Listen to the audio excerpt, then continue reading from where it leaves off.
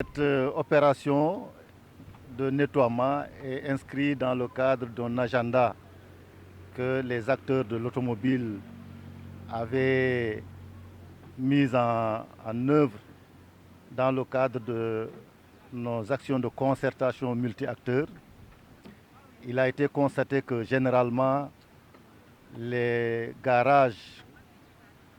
sont souvent envahis par des déchets. Et compte tenu du fait que les acteurs qui y travaillent sont quand même importants pour le développement économique de notre pays, et les gens se disent que nous devons nous donner la main pour qu'on change l'image de nos lieux de travail. Et donc cette opération s'inscrit dans cela pour que les actions se mènent dans le cadre d'un environnement salubre. Le but cherché, c'est que on change l'image des garages, on change l'image des acteurs de l'économie populaire, plus particulièrement les acteurs de l'automobile. Et cela est possible si toutefois chacun s'y met. Et véritablement, les gens se sont engagés. Ils se sont engagés avec ENDA dans le cadre de notre programme initié avec l'Union européenne pour dire que oui, il faut accompagner les acteurs les organisations de la société civile pour que véritablement ils participent de la manière la plus nette à tout ce qui est développement durable. Non, ce travail est le démarrage d'une action continue qui était déjà engagée il y a quelques mois, après des ateliers, après des concertations et après la signature d'une convention d'un pacte social. Et c'est dire qu'aujourd'hui, cette activité est le démarrage d'une activité, d'un engagement que les gens se sont donnés dans le cadre de leur pacte pour dire que oui, aujourd'hui, nous devons prendre nos destins en main. Donc, il faut être des acteurs engagés et non pas des acteurs passifs. dañu am programme boo xamee ne nii dañ ko tënk xool ne ñun les mécaniciens garage mécaniciens yi yëpp war nañ bokk ci li nga xam ne nii mooy setal environnement bi te loolu bokk na ci suñu projet yi nga xam ne nii taxawal nañ ko mooy gën a fonk environnement bi te ñu am lu ñuy faral di jiiñ ñu ne liy taq lépp presque mécaniciens ñoo koy taqal te ñu envisager ñun mel neneen transformé waat suñu secteur ba secteur bi nuru li ñëpp mel li ñëpp bëgg mu nekk secteur bu set mu nekk secteur bu civilisé mu nekk secteur bu attractif secteur boo xamee nii dana tax nit ñi xemmeem ko nit ñi bëgg ko fi ñu nekk ko daal ñu defaraat ko daal ba mu sell ba fi ñu nekk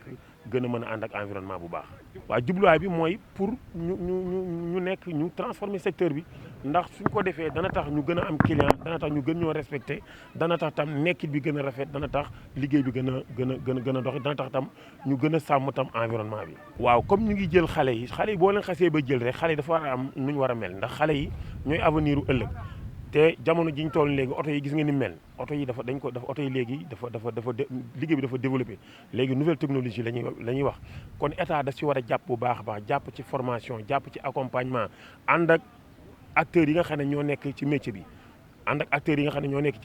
ñu ànd ak ñoom gunge xale yi ci formation gunge xale yi ci accompagner leen ndax suñ bàyyee nii rek xale yi su bari gis nga ñu ngi tukki ñu ngi dem da parce que xale yi amatuñu xemmem teefu métier mi mais bu fekkee ñun ñu ngi setal ñu ngi defar ñoom it ñu ñëw ànd ak ñun accompagner ñu ci formation ci équipement ci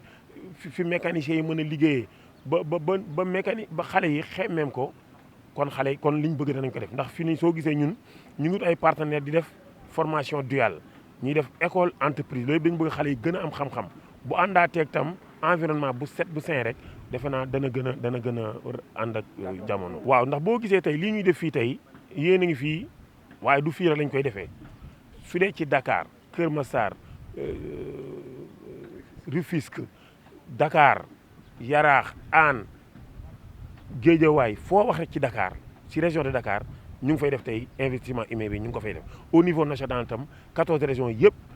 12 yëpp ñu ngi def tey jii investissement humain bi ñu ngi def tey nettoyé boo xam ne nii ci garage yëpp ñu ngi koy def ba pare kon loolu bu ñu ko defee def naa li ci ëpp ñu ngi koy defal collectivité locale yi kon ñoom ñoo ci war a gën a jàppale mécaniciens yi gën noo yombal tam suuf ndax ñi ci ëpp li ñuy nettoyé moomuñu ko kon tey bu fekkee tey fexe nañ mécaniciens yi am suuf te mécanicien ba ñu jënd mécanicien il suffit que rek nga organiser leen orienter leen li ngeen leen tax dañ koy def ndax bu dee lu ñuy jënd mën nañoo fay. ndax fii ngeen nekk tey am na fi ay association yu fi nekk mbooloo mooy doole mu ngi fi nekk ñeneen nañ fi nekk te ñoo ñëpp ak association bi bu Kamba gi bi ne fii kon ñooñu am na si ñoo xam ne bokkuñu Revaas te presque mën naa ne ñoo gën a liggéey bi te loolu mooy mbir mi mécaniciens yëpp dañ leen di woo acteurs yëpp na ñëpp booloo ànd kon liñ bëgg am danañ ko am kon nii ñu def nii rek su ko ñëpp di def périodiquement dëkk bi dana set te danañ am dundin gu sell. waaw xam nga tey bu ñu demee bay signanteeg ONG yi kon premier partenaire